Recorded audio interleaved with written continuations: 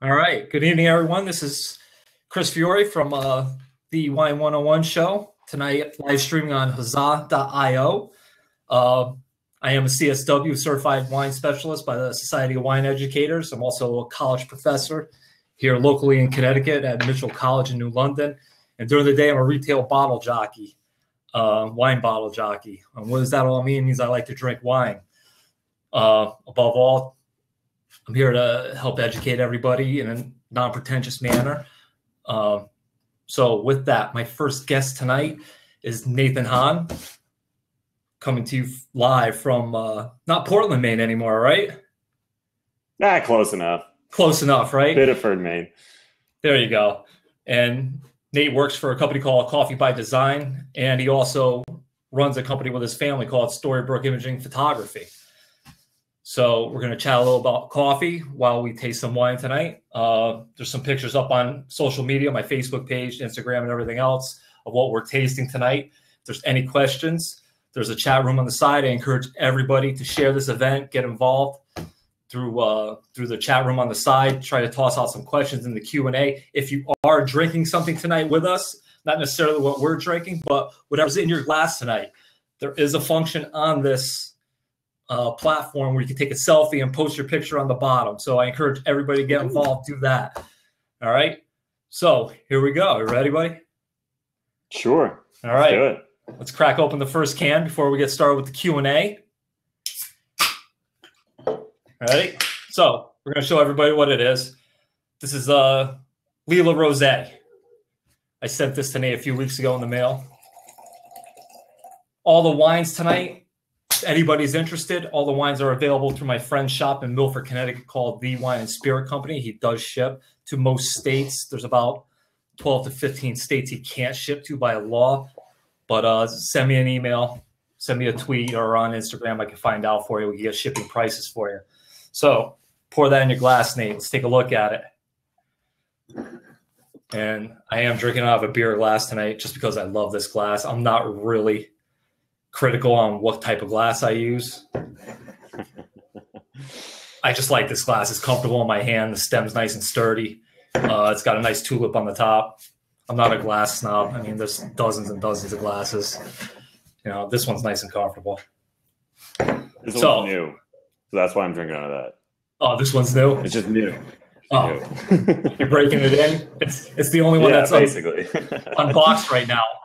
Unpacked. Yeah, basically. I still have boxes behind me. I'm still,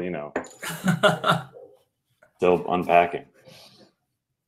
So if you remember, Nate used to be a customer of mine. That's how we met at a store here in New Haven, Connecticut, where him and his wife lived right down the street. That's how we met. And one of the best things about retail that I enjoy is developing relationships with customers. Over the years, you get to know them, you get to know what's going on in their lives, and they become friends and, close-knit part of everything. You get like super involved in their lives. Through conversations. A little too much, Chris. You know what I'm saying? A little too much. Probably at some point we got a little too involved. But through conversations, I found out that Nate was involved in the coffee world, which kind of interests me because part of my college course is that I have to teach a coffee section and I have no background in it. So considering that I drink decaf, so everyone kind of looks down at me for that. But I drink good decaf. That's good. Don't worry, we like you. Right. There are some good decafs out there. So how did you get involved in the coffee business? I mean, you went to film school where? New York? Yeah, down on Long Island, right outside the city. That's where you met your wife? Yeah. No. Oh, you did? She's it's crazy. She's born and raised on Long Island. Probably crossed paths like at the giant mall that's down there many times, but we didn't meet until I was working at Starbucks up in Massachusetts. Oh, no kidding. Yeah. So we, I basically started up in, I went to school down there. I worked in a couple coffee shops down there. One happened to be a Barnes & Noble cafe. Yeah. Didn't really think anything of it. Basically left New York, moved to Mass, needed a job. I knew Starbucks. And so I went in there and happened to meet someone. My manager happened to care a lot about coffee and he actually took me under his wing because of wine. Because I showed some interest in wine, and he basically, in the industry, we like to compare our coffee industry to wine and beer a lot. But yeah, so he basically sparked that little coffee interest, and then I moved on to Blue State Coffee, which is in Rhode Island, Connecticut, if you're in New Haven area. And that's where I met Chris, obviously. And from there I got to like buy green coffee, meet farmers. I roasted for a bit, headed up a whole training program, and basically QC for the whole company throughout all 3 states. And the rabbit hole never ends, just like wine. It just keeps going and going. Right. Yeah. Right. So let's start off in your glass right now. You've done this with me on a few tastings. I have. So pour it in your glass if you haven't already. So what I do, I usually teach people, first-time wine drinkers or novice wine drinkers. I teach them the 5 S's of wine drinking, wine tasting.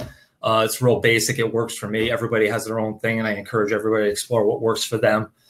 This works for me and my students. It's really easy to understand, and it can get complex as you want it to get complex. The more and more you get into this, more you taste, just different things will happen. You'll make it more complex, but don't try not to. It's just wine. All right.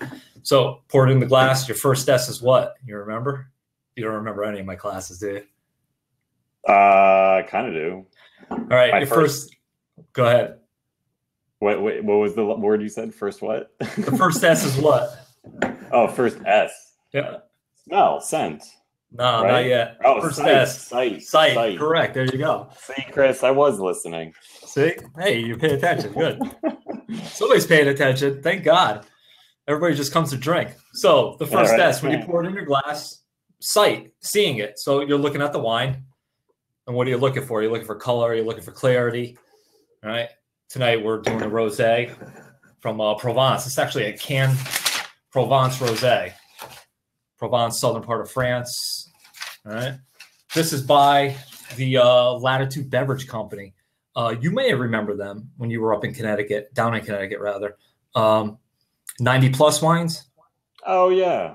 Yeah, this is one of their labels. Basically, didn't they say that they got like the 90 plus rating on all their wines or something like that? Right. So after they built up that brand, the 90 plus, they've started little offshoot companies, kind of similar. They do another brand, Earth Shaker, which is, really good wines, trying to break away from the 90 plus. Now they started this whole can line called the Lila cans. Come in 4-packs. It's $12 a 4-pack. Yeah, Can Provence. Not 2 things I would expect. Somebody in the chat room. No. So this is a 2015 Provence, 12% ABV. All right. So the second S. After we looked at it, we're looking for color. We're looking for clarity. You following along? Yes, I am. I'm sorry. I'm reading the chat. When you said chat, I'm like, whoa. Yeah, there's a chat room coming up on the side. There's 4 people in there now. So take a look at the color. What are you noticing? It's not super. I mean, I would say it's not super transparent. No, right. But it's got a little murkiness to it. Is that just me? Maybe just your glass. For the wrong light. Hey, Chris, it's new. It's new. All right. It's a new glass. Yeah. Usually, if you hold it up against a white piece of paper, a white background, but even still, let's not get technical. So you're looking at it. Pretty much, you're looking for any imperfections. I mean, I'm in the retail business, so that's what I'm looking for. Even some sommeliers will do the same thing. They're looking for imperfections when they're tasting their wines, testing their wines. So if you see any floaters, if this is a still wine, which this is, if there's bubbles coming out of it, that could be an indication that it's bad. Obviously, there's no cork on it. So floaters, any particles floating in it, anything. Okay. Dead yeast, cork, sediment, anything. Any kind of funkiness going on. Nothing in there. Nice, clear, except for a pale pink hue. All right. So we give it a swirl. That's our second S. Swirl it. Okay. And what are we doing when we swirl it? You remember? Pay attention to the legs. No, a good point. I don't pay attention to legs. A lot of guys do. Right. I get a lot of criticism. Good. I get a lot of criticism for it, but I don't pay attention to it because for me, some people say it's an indication of quality, and you know, it can very well be alcohol content. Sure, a lot of stuff comes into play, but I always tell people if it has great legs, but you hate the wine, what good is it going to do? What kind of indication is that for you? If you don't enjoy this wine, you know, and it has great legs, then it doesn't, you know, it has no effect for you. It has no, you know, there's nothing there for it. So if it has horrible legs and you like it, the reverse. Say, oh my God, this is delicious. Who cares about the legs? You know what legs are good for? ZZ Top song, Legs. Great song. That's it. I know, poor pun, right? So that was good. It was good. Yeah, I try. There's a little humor in what I do. Third S is take a sniff. After you swirl it, you're releasing the esters as you swirl it. Put your nose in the glass, take a sniff. And what do you smell? So a few things Provence are really, it's really classic nose on it. I mean, you can smell a lot of minerality, you smell some sea salt there. That's what I smell, just because I do this a lot. But for somebody that's not used to this, it's whatever you can identify, whatever you can relate it to. It's not necessarily what I'm smelling. Another person criticized me. I shouldn't be dictating to people. And I try not to. I try to guide them a little bit. Usually if you say something, it registers in their head. I try not to be suggestive, but you know, I try to guide them through. Then all of a sudden somebody will start coming up with their own ideas of what's going on. But well, I think one of the problems of you know, you're very experienced in this, and then when you put someone right next to you that is nowhere near as experienced as you in this industry, they're going to be a little intimidated. They're not going to come to words very quickly. So I feel like helping guide people, especially in the beginning, with some simple terms, it helps them realize that, oh, wait, I was smelling that the whole time. Right when you said minerality, I was like, oh, yeah, that is actually what I'm smelling. I mean, there's a good reason for it. Southern France, in this region, soil just mainly a shale, limestone clay, sandstone quartz, just tons of minerality down in there. That just gets absorbed right up through the roots into the vine, into the grape. It just translates right back into that glass. And the winemaker, if he's really good about it, it's just, he expresses that, what they call terroir, which is just indicative of the area. Everything from that area gets translated in through the grape. And I mean, this smells fantastic. This is classic rosé to me from Provence. So that's your third S. That's what I said. Excuse me. What did I start with? Sight. See, smell. Or see. Sight. Smell. And then it was swirl and then smell. Right? Now here we go for the fourth one. I'm listening, I swear. You didn't have anything to drink before this. I did. So I get points taken off tonight. No, I had a beer like 4 hours ago. Oh, well. So, fourth S. Take a sip. This is the best part. And when you sip it, roll it around your palate. Let it coat everywhere on your palate. Ready? Cheers. Cheers. Already sipped. Take another.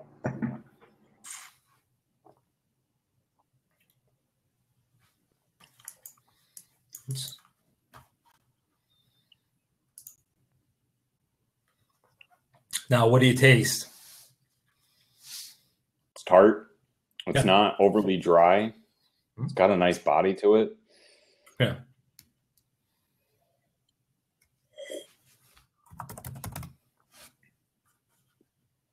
Just a medium to light body, but it's nice right in the beginning. Sweet up front. It's got some good fruit up front. Yep.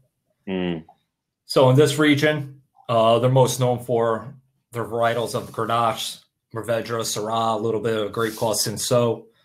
And they're governed by certain laws. So they're what they're called AOC laws. Every region's different, especially when you get into Europe. We talked about this a few times. It's super complicated. It's super complicated. It's super complicated. France is one of the toughest.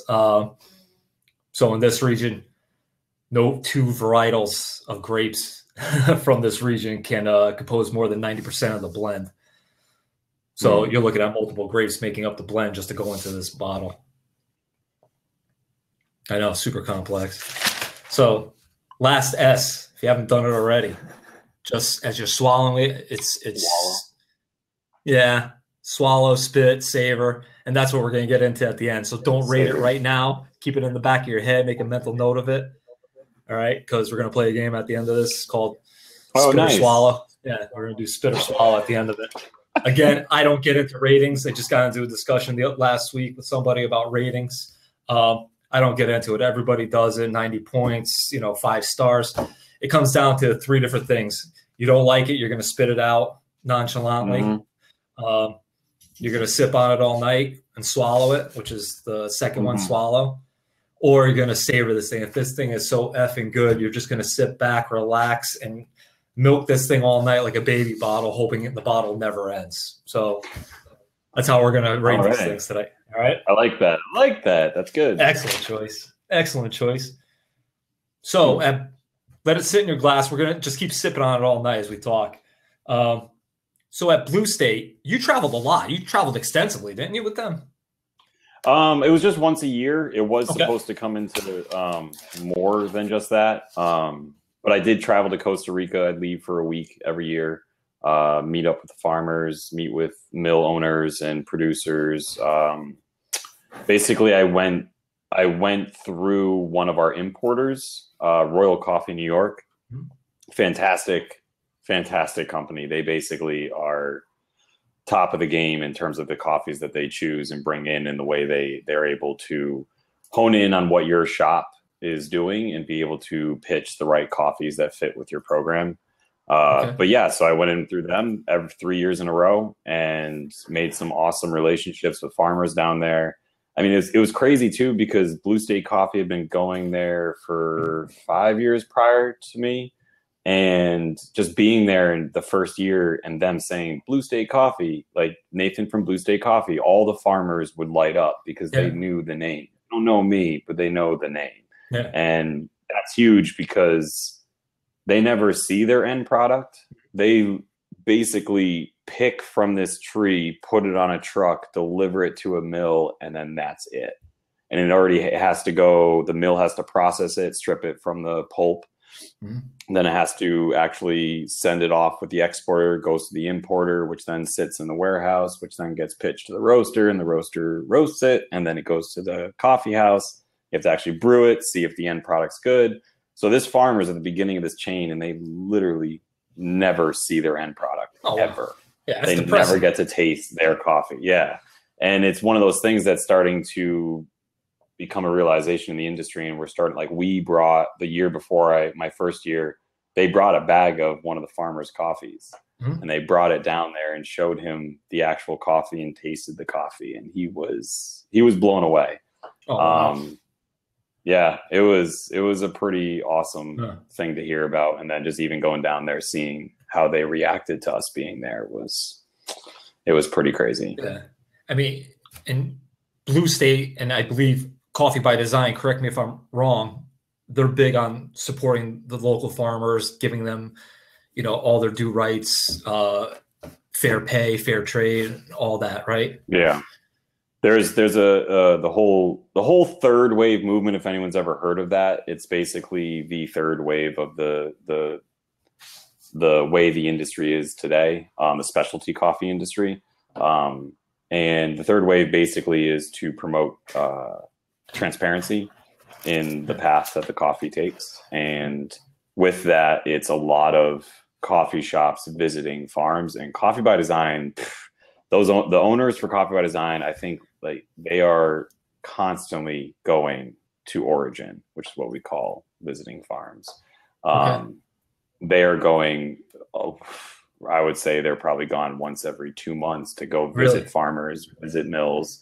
Yeah, it's awesome. Like, we have, I don't know how many coffees we have, but it's extensive, because at Blue State, I would have on hand probably 10 different coffees. We easily have 30 to 40 different coffees that we're purchasing at one time. Oh, wow. Yeah, it's pretty awesome. Yeah. That's incredible.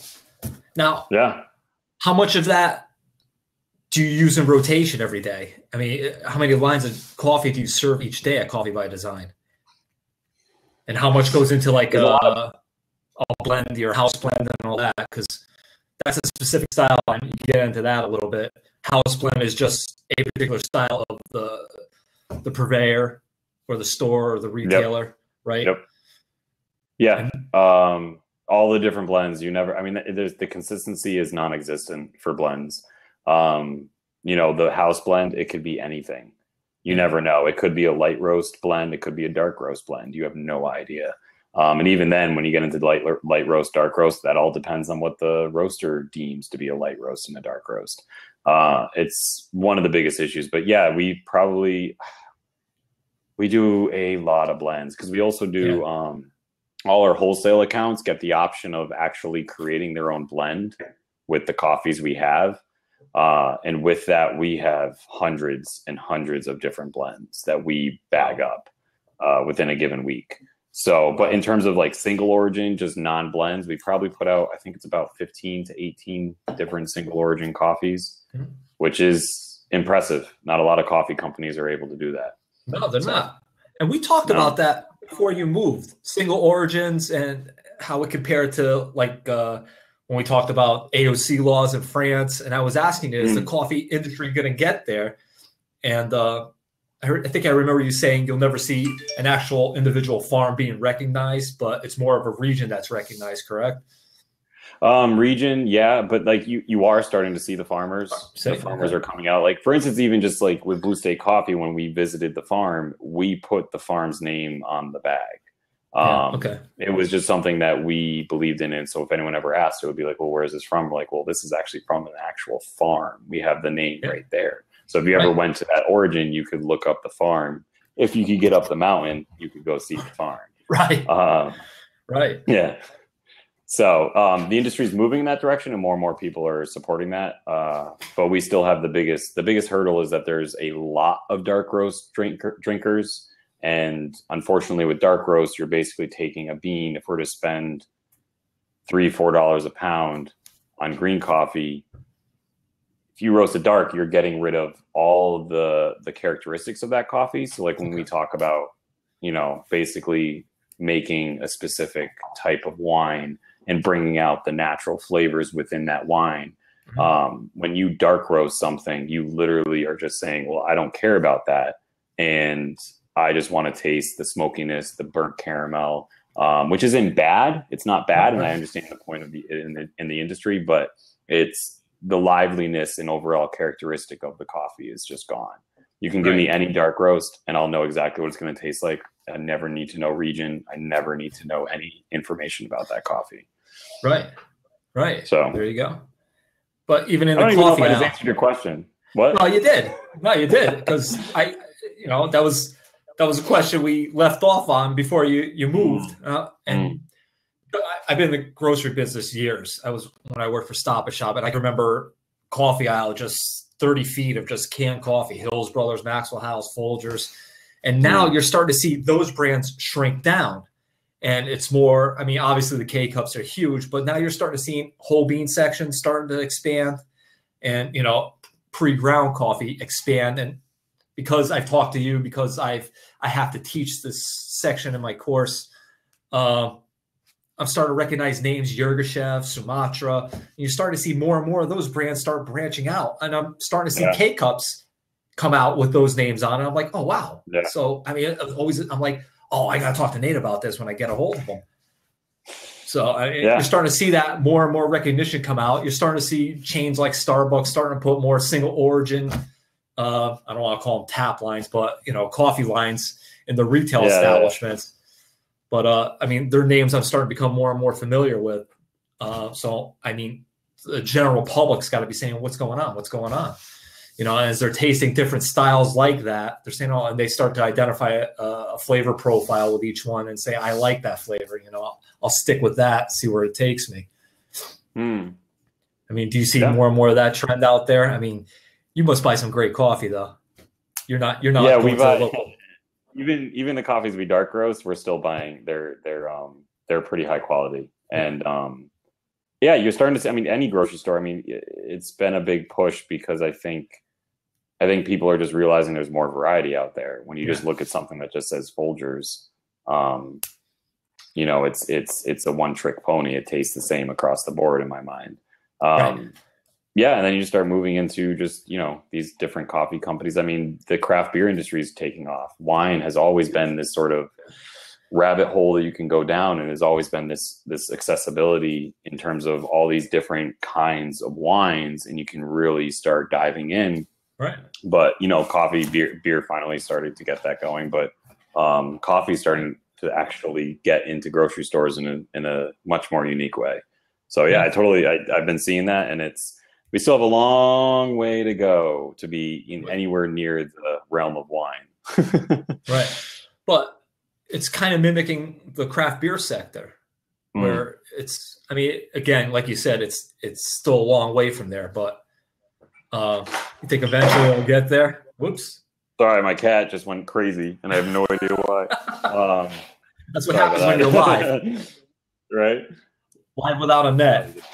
You can't plan that any better. I'll edit that for YouTube. All right. I'll do the clip of the week, 1 million hits. So, coming from New Haven, going to Portland, what's the biggest difference out there? I mean, that's got to be like coffee heaven out there, but not only coffee. Yeah.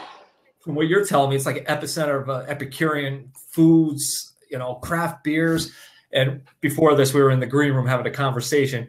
You traded vineyards down here, but up there you're getting great food and great breweries, obviously.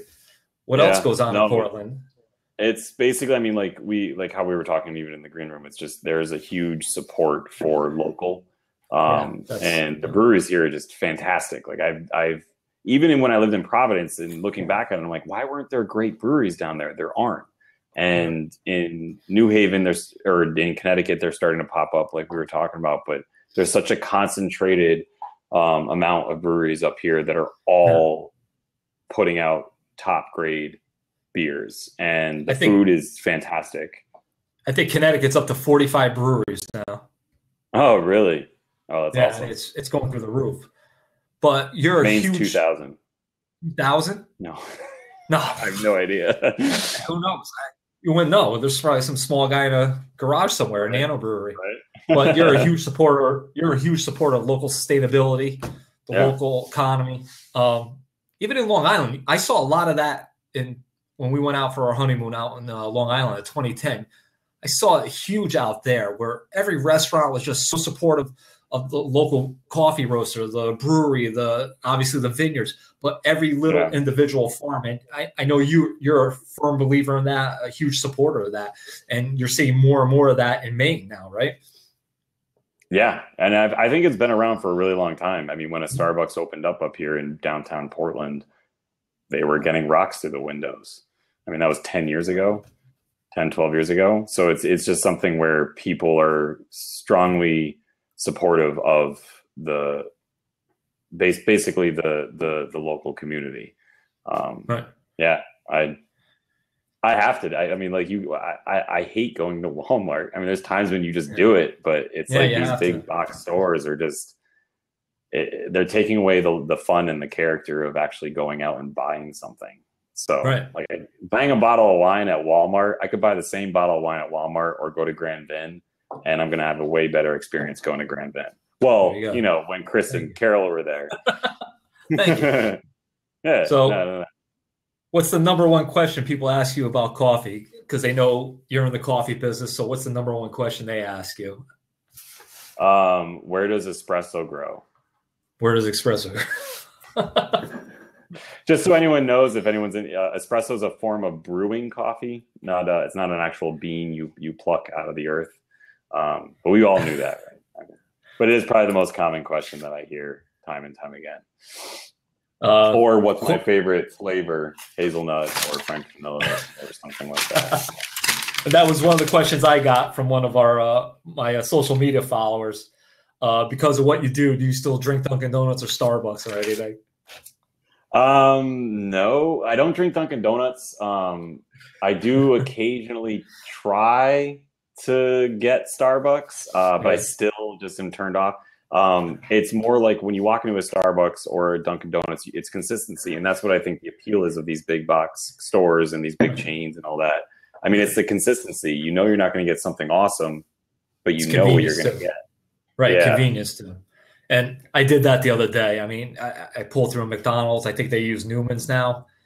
And just because, I mean, I like the flavor of it, but this past time, the more I'm taking notice of it, I mean, it smells like a ground cup of Folgers now, but it has flavor. That's the whole thing. I'm not a coffee snob by any means. But like, I don't drink Dunkin' Donuts. I'm not going to crap on them because they're huge. They do good things for the industry in the end. Yeah. But they pay the farmers. Oh, they do. Good. Good. You know, they do. Someone's calling you a snob, Chris. Yeah. I'm drinking $1 coffee from McDonald's. I know. That's convenience and price point for me, but it's flavor. And then the other thing is, I go to Fuel down here in New Haven. I get an Americano decaf, and a lot of people say, "Well, you're just getting watered down with coffee." But again, it has something to do with the flavor and the consistency of the body of the coffee when they add the hot water to it. There's something about it that appeals to me, and I enjoy it. So again, it's like wine, whatever you want. Yeah, sorry. Go ahead. Oh, no, I was just going to say, I mean, you're not getting watered down coffee. Your espresso is so concentrated when you add the water to it, it's actually balancing it out. Good. Okay. That's so you can just something. Yeah, there you go. See, I learned something. So your approach to coffee, with your experience in coffee, how does that help you approach wine? Wine buying, wine tasting. It helps me. I mean, like right off the bat, one of the most complicated things and confusing things is understanding regions and how that affects any plant. So sitting there and understanding where a grape is coming from and digging into that, especially like you just even saying from the region that this rosé is coming from, and that what's typically coming out of there. If I'm getting something from Central America in coffee, I know that it's going to be bright, acidic. It's going to have some like orange and grapefruit flavors to it.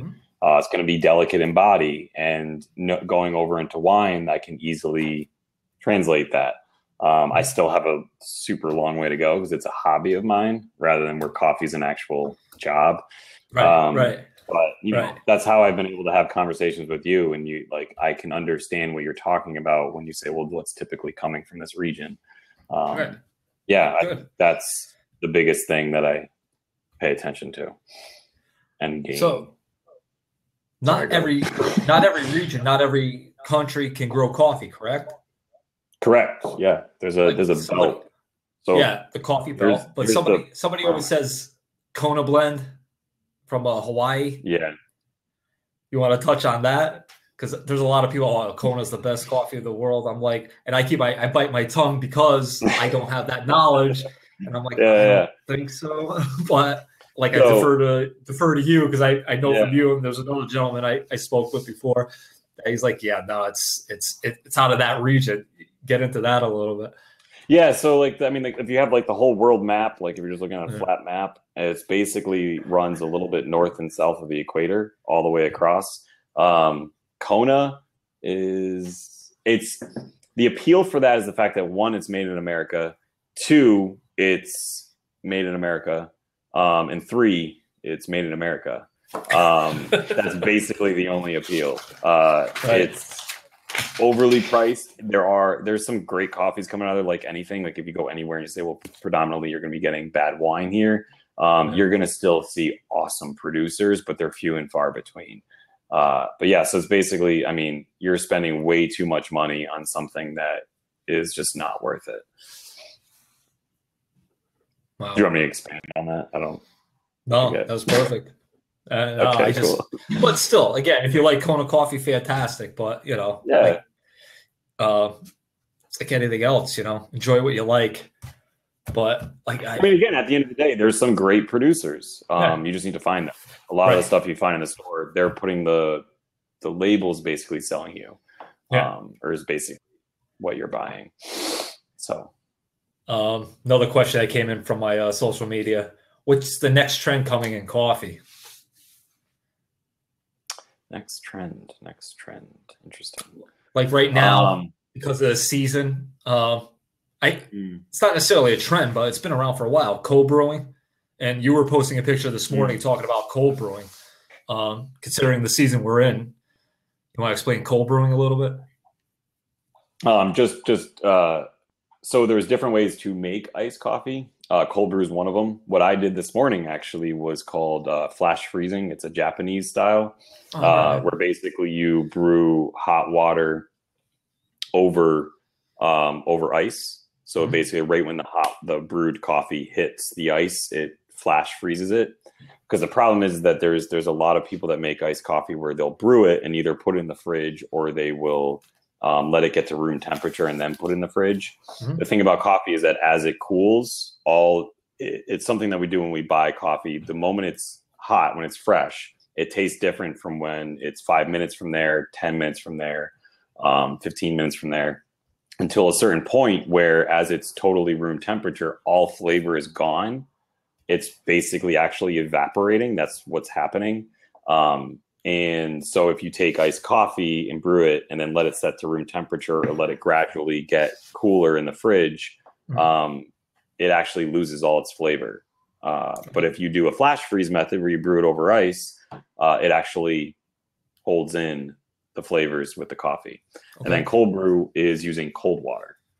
So you actually, and it's a much longer process. You're going 12 to upwards of 24 hours brewing the coffee. And it's using cold water. Just steeping it overnight. Yep. That's probably one of the biggest things, and I would say that that's already here. Personally, in terms of the industry, the direction that the industry wants to go, not necessarily say like a new coffee drink or something, is doing away with the pretentious side. There's a lot of arrogance in this industry, just like I'm pretty sure you can attest to in wine.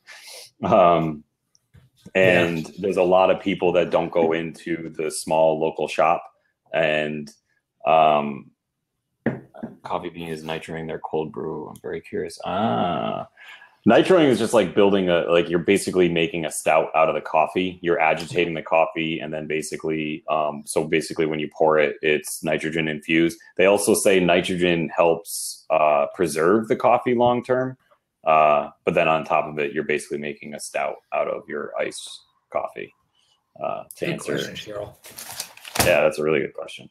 Good question. My heart stout.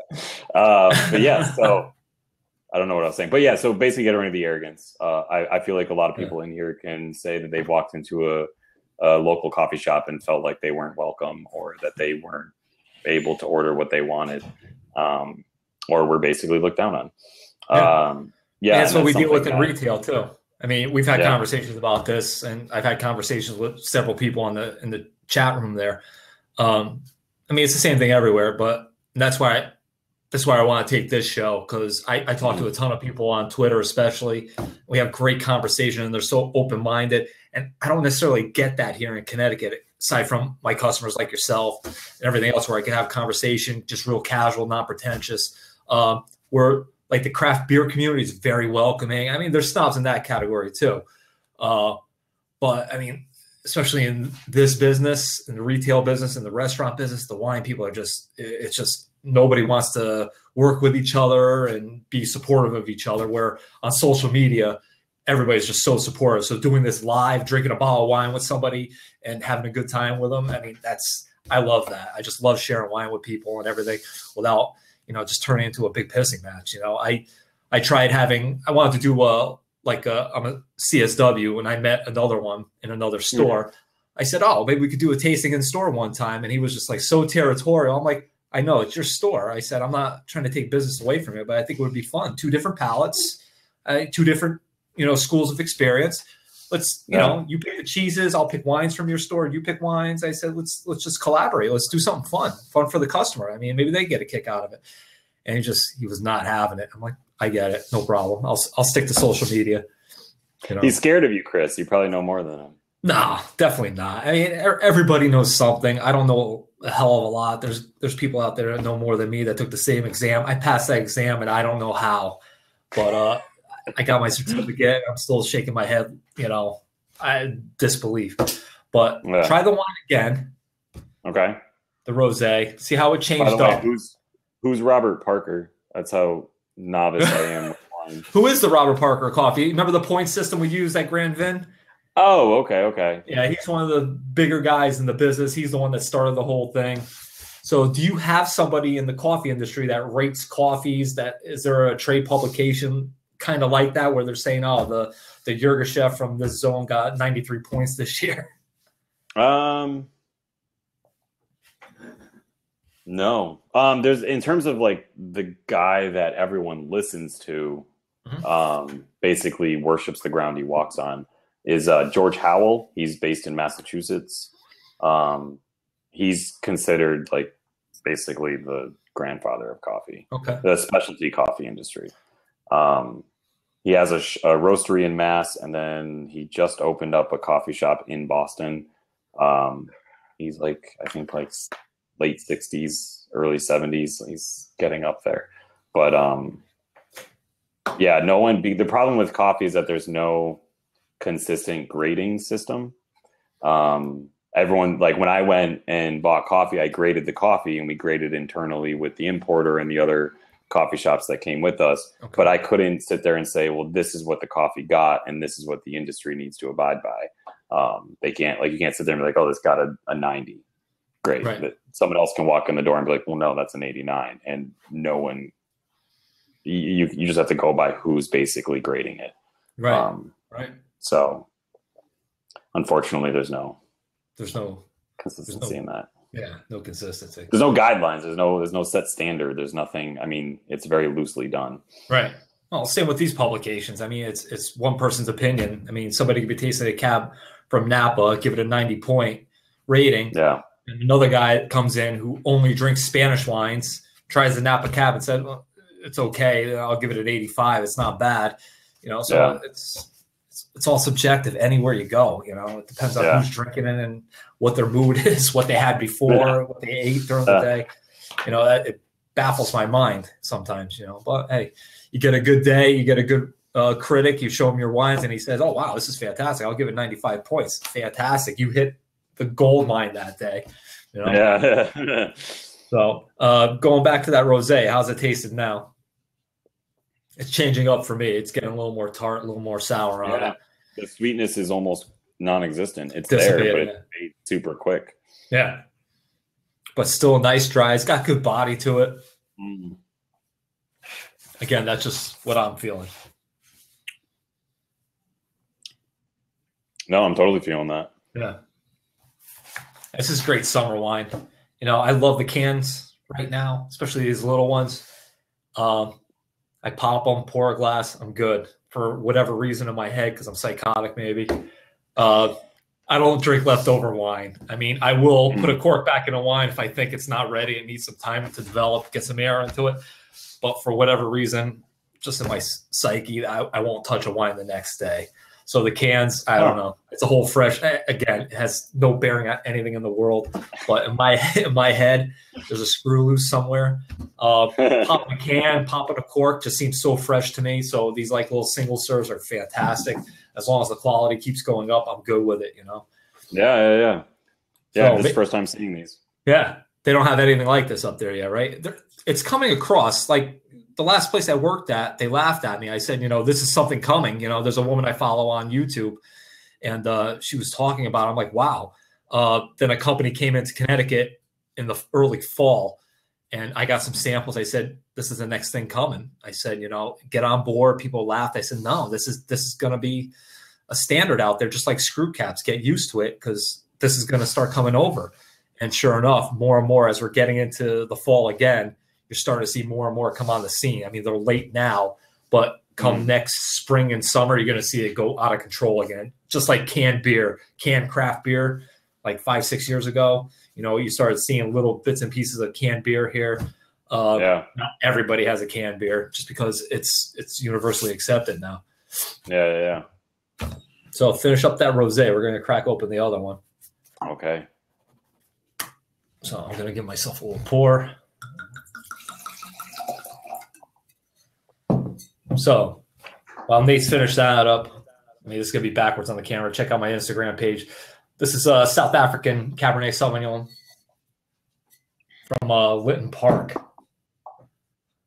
2012, I believe. Yeah, this is a 2012 still. So you're talking about a Cabernet with 4 years aging on it already. give you a little background. This comes from, obviously comes from South Africa. I already said that. A region called the Cape Winelands, which is the largest wine growing region in South Africa. Soil's real earthy, as in you're getting a lot of oak leaf, a lot of rainfall. So this is not blended. It's 100% Cabernet. All right. You said it is 100% Cabernet? It's 100%. They don't blend it at all. But within this region, they're known for producing a lot of brandy and a lot of table wine.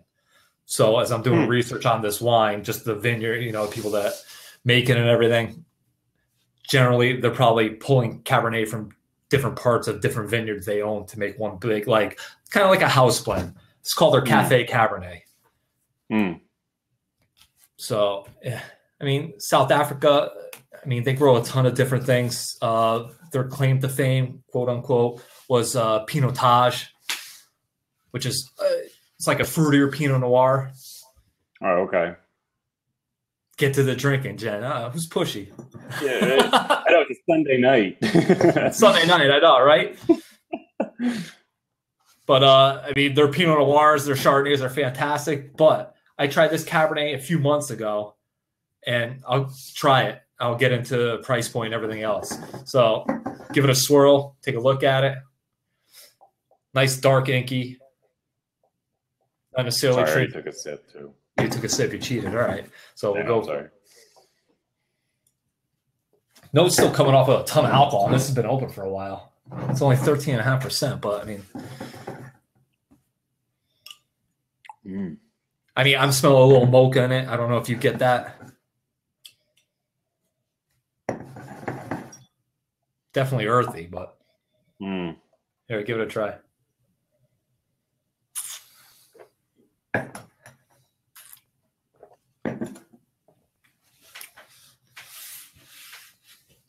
Oh, I like that. Yeah, right? That is good. What are you getting off this? Exhale through your nose. Keep your mouth shut. I mean, you're picking up like mocha and coffee. That's the first thing that comes to me, besides other things. I'm definitely getting the mocha.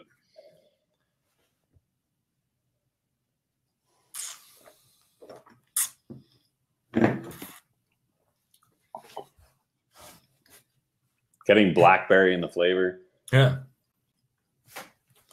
Again, when we tried this, when our salesperson came in, tasted us on this, you know, we're tasting blind to the fact of how much it costs. You know, I don't want to know how much it costs when they're tasting on these things right off the bat, because that'll alter perception sometimes. So I try this and say, oh my God, this is really good. I mean, what is it, 20, 25 bucks? What's your guess? What's my guess of how much this costs? Yeah.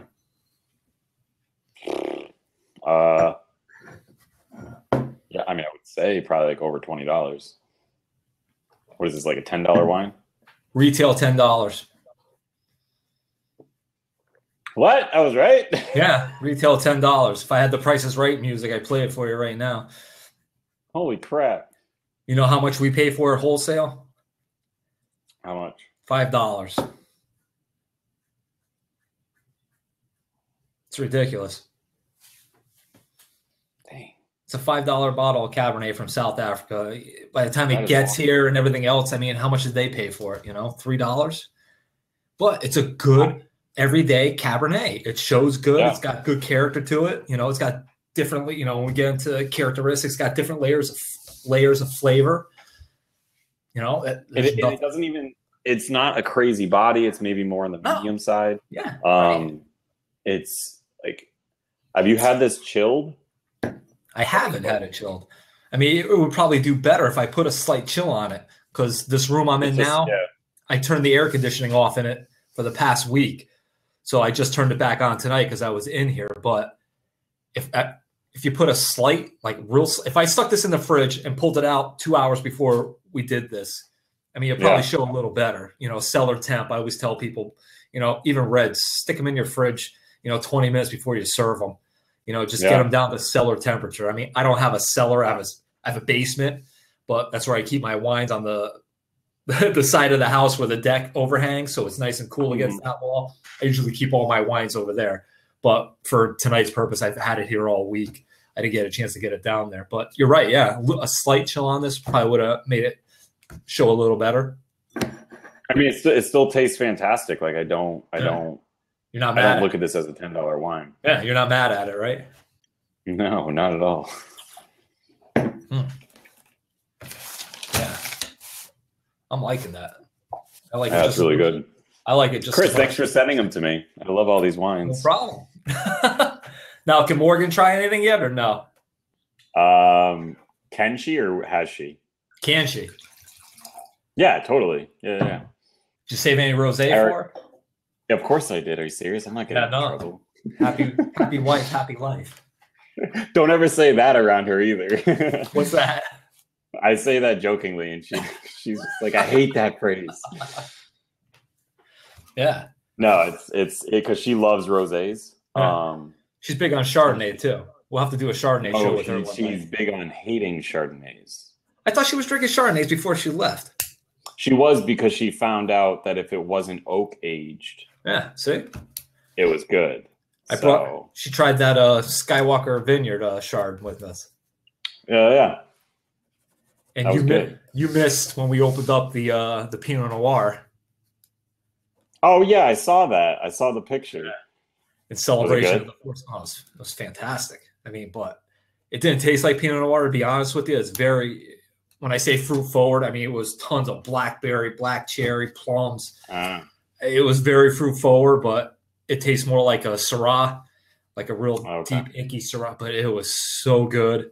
There was a few people that came that night because I posted it online. There's a few people from where you used to live that were, they're Star Wars geeks like us. And they knew what the name is, so they came running in. They're like, "Oh, can I get a try?" I'm happy to pour. Yeah, you know how I am. I'm happy to pour for people that appreciate it. Well, I mean, we baked you cookies for a reason. Oh yeah, and they were good cookies. And by we, I mean Morgan. But yeah. Same thing. So closing up, we're going to get into the last portion of this, what we're going to call spit or swallow. So going back to the rosé, what do you think? I mean, I want to go even a step further. I would savor that one. Yeah, I like that. I mean, granted, it's just a little can, and I'll end up chugging it anyways. But yeah, right. It's just as complex as I would want. Like a lot of rosés out there tend to be just blah. Yeah. And I never know. Like I asked you that question. I was like, well, hey, any good rosés this year? Like it tends to be just littered with a bunch of crappy rosés, and you have to just sift through them and find the good ones. Right. That's awesome. Yeah. That was a great wine. Morgan had commented on something I posted about a rosé that I got from a wine club. It was fantastic. And I actually tried getting it for you guys to send up there so she could try it. But it's sold out. So when you taste a good one, it just goes like this. I think this might be sold out by now. I don't know. Yeah. If anybody's interested, like I said, email me, let me know. I think it's sold out right now. But like you said, when something's good, it's gonna go like crazy. That's the first one, because people like you are gonna ask people like me, what's good this season? And my job as a retailer is to filter through all the things that I don't care for. I don't want to necessarily call them garbage, even though on some of my blogs I say, they're garbage. But I got to sift through all this stuff, and I got to call it like it is, but I give people a fair chance, and I'll say, this is fruit forward. If you like that, this is for you, but like you and your wife, you would like this. This is dry, this has some fruit to it, but it's mostly dry fruit, right? Yeah. And I especially love tartness, and I don't like my whites or rosés to be overly sweet. So even seeing that sweetness somewhat disappear, right, as it basically sat in the glass, I like that. It was fantastic. Now, what would you pair this with for food? Oh man, come on, Chris! I didn't expect this question. Well, it's gonna piggyback off another question for coffee. How do you pair coffee with food? Because you had touched on something when we did a test run during the week that you were going to do a coffee and food pairing with a local restaurant down here at one point. Yeah. So a lot of times we'll pair with coffee because of so for instance, if a coffee has a lot of chocolate notes to it, I'll pair, this is the easiest one, but it basically you can pair chocolate to it, because what ends up happening, and I would imagine that this happens in wine, I believe, but with the chocolate, it enhances and brings out more of the chocolate notes in the coffee. So not only is it something that tastes good, but it'll also be something that actually teaches someone how to taste coffee. Yeah. So I don't know if that's the same thing for wine, though. Like when you're pairing, I mean, because like anytime I went into Grand Vin and asked, I'm having this tonight. I mean, if I'm having pasta, I know, with a red sauce, I know I'm getting a red wine. But asking you, hey, what would you recommend? Again, also probably red wine's not standard 100% across the board, but yeah. So right back at you. Coffee and tuna. Oh man. A tuna fish sandwich with milk and coffee. That sounds good. Sounds gross. Somebody might like it though. You never know. That is true. Like people poo-poo red wine with fish, but there's some I drank a Chardonnay from Burgundy with an omelet just because I wanted to drink the Chardonnay. I mean, it was the worst pairing I've ever had, aside from a blue cheese. Blue cheese is like so critical with everything you pair up against it. But an egg, like a 3-cheese egg omelet with a Chardonnay, it just, all you tasted was like burnt matches. I mean, it was disgusting. But I was so into this Chardonnay, I just wanted to get deep into it. And that was the only thing I had to cook in the house. But you live and learn. It didn't work. So the rosé, we're gonna say is savor. Yeah. Yeah. I'm gonna say swallow. I like it. This is good. I enjoyed it. Not something I'm sitting back. This is just, I'm chilling it down. I'm drinking it. I'm enjoying it. Give me another can. Let's go. And I guess rosés tend to be one of those that really only comes around for the summertime, and it tends to be when you want a refreshing drink. So I could totally see that you're gonna, basically chug it back. But I think it's just still rare for me to find a good rosé. There's some out there that I sit and savor. I mean, there's this one that's hard to get, and when I get a bottle, even though it's not expensive, it's like a $15, $16 bottle from a White Girl Rosé. Huh? White Girl Rosé? No. What is it called? That one